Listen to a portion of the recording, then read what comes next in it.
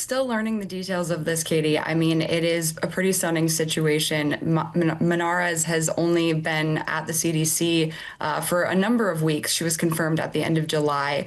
And in that time and over the last few months, there's obviously been a lot of turmoil and a lot of controversy and different opinions about the vaccination schedule and vaccines and some of RFK Jr.'s stances on vaccines. And so what we're learning and what we know so far is that there was some type of confrontation earlier this week, and that the tensions sort of have boiled over at this point over the clash between different opinions on vaccines and the vaccination schedule.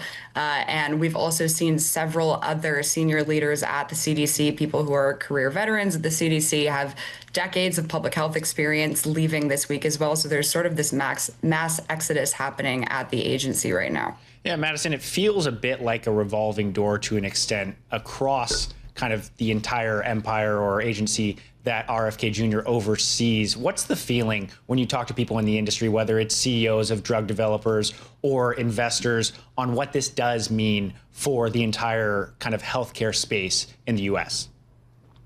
Yeah, I mean, it definitely leaves the door open for RFK to sort of reshape public health in the United States in the image that he wants, and more aligned, and to make it more aligned with his views and the Make America Healthy Again movement.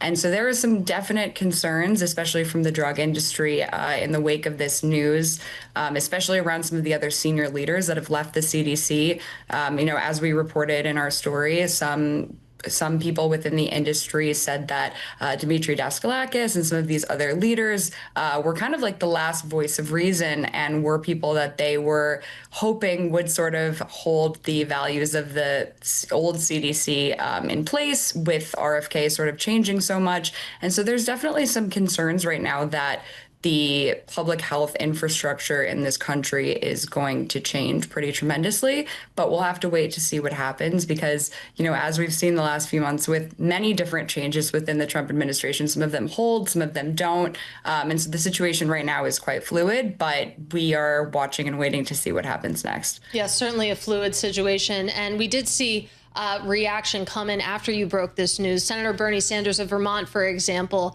he is the ranking member of the Senate Health Committee. He called for a hearing with Kennedy about the firing. So talk to us about what the next steps here might look like. Yeah, we know that RFK is going to be testifying at a hearing next week. And so we'll see if this comes up. But again, next steps are going to have to be fluid. We also saw Bill Cassidy asking for some type of oversight hearing and asking for the postponing of this ACIP meeting, which is supposed to happen in September. ACIP is a group of vaccine advisors who help write and make the recommendations for the immunization schedule in the United States.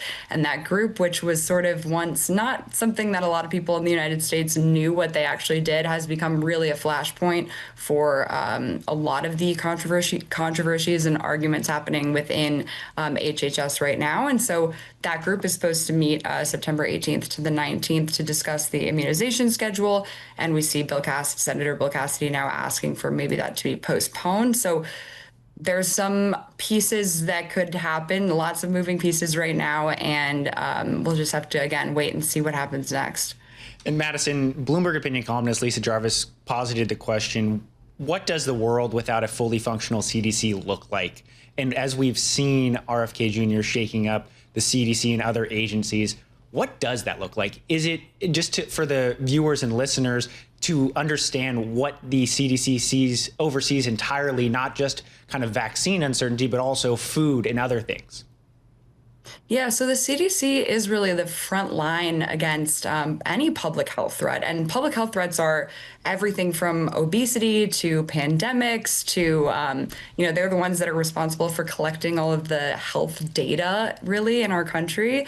And so without all of these people there and sort of the breakdown of this public health agency could have ripple effects on lots of different things. I mean, the leaders that have left so far were Dimitri Daskalakis, who was overseeing the CDC's respiratory influenza branch.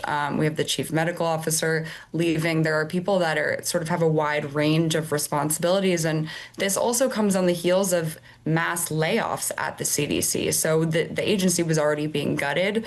Morale is extremely low right now there from both the layoffs and from a shooting that took place, on campus a couple of weeks ago. And so there's a lot happening at the agency right now that makes it quite hard for people there to do their jobs. And the breakdown of that could have consequences that I'm not sure if we're ready for, prepared for, or even quite know the extent of yet.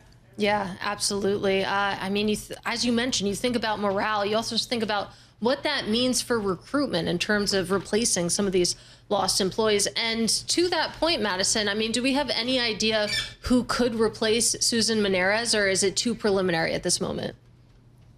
We are trying to figure that out right now. I mean, there definitely are some names out there, and I'm sure that there is definitely an idea of who is going to be replacing her, but we are not completely sure yet who that will be. So that's another story that's sort of developing right now. And we'll have to wait to see what happens. But again, this is a CDC director is a Senate confirmed position. So Susan Monarez had to go through a Senate confirmation process to even get in there. And they could name an acting director, but to have another CDC director named, they will have to go through a Senate confirmation process again.